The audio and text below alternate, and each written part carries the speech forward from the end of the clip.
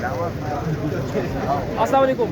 इस्लाम आबाद G8 में जो पाकिस्तान तहरीक इंसाफ का ऑफिस था, उनको जो है वो कुछ हद तक जो बाहर के जो तजादात थे उनको गिरा दिया गया है। कुछ वीडियोज़ इससे पहले भी शेयर किए गए हैं जिसमें पाकिस्तान तहरीक इंसाफ की जो क़ियादत है, उमर अयूब समेत बैरिस्टर गौहर और उनकी जो वकला की जो टीम है वो यहाँ पर पहुँची। तकरीबन 1 बजे के दौरान यहाँ पर जो है वो ये कार्रवाई की गई और ये CDA की जानिब से ये कार्रवाई की गई है। इस वक्त अगर मैं बताऊँ तो यहाँ पर सारे सहाफ़ी और इनके साथ साथ जो है वो पाकिस्तान तहरीक इंसाफ की जो क़ियादत है वो यहाँ पर है। हालांकि अगर ये देख सकें, ये यहाँ इनको गिराया गया, हैवी मशीनरी यहाँ जो है वो उनको लाई गई और उनके ज़रिए जो है वो तोड़ फोड़ की खबर ये आई थी कि पहले ये बिल्डिंग जो है मुकम्मल इसको गिराया जाएगा, लेकिन नहीं गिराया गया, सिर्फ तजाद की हद तक ही रहे।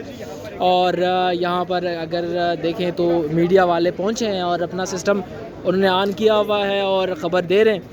और अभी वो तो चले गए हैं, पाकिस्तान तहरीक इंसाफ की जो सीनियर क़ियादत है, उमर अयूब, बैरिस्टर गौहर और जो कुछ वकला हैं और शुएब शाहीन, वो चले गए हैं। लेकिन अब ये है कि लोग यहाँ पर मौजूद हैं और ये इस वजह से हुआ कि ये तजावुज़ात जो बाहर, मतलब उसकी जो टेरेटरी है उससे बाहर का जो जगह है उन पे उन्होंने अपनी जगह जो है वो बनाई हुई थी और उनको बग़ैर नोटिस करके यहाँ पर हैवी मशीनरी लाई गई और उनके ज़रिए इसको जो है वो तोड़ा गया। बहरहाल बैरिस्टर गौहर से और उमर अयूब से जब मेरी गुफ्तगू हुई और मैंने उनके साथ एक लाइव चैट भी किया और उन्होंने इस हवाले से बताया कि हमारी कोशिश होगी कि कल सुबह जो इस पर कानूनी कार्रवाई जो है वो शुरू कर दें, हम कोर्ट में ये मामला लेके जाएं और आगे देखें, क्योंकि हमें कोई नोटिस जो है वो नहीं दिया गया था और साथ में ये नहीं कहा गया कि ये गैर कानूनी है, इसको हटा दें।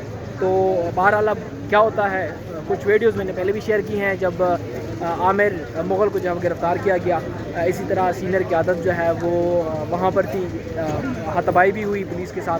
लेकिन फ़िलहाल तो सारे चले गए हैं। आप देखते हैं कि कहाँ तक जो है वो CDA अपना जो कार्रवाई है वो करती है। बहुत शुक्रिया।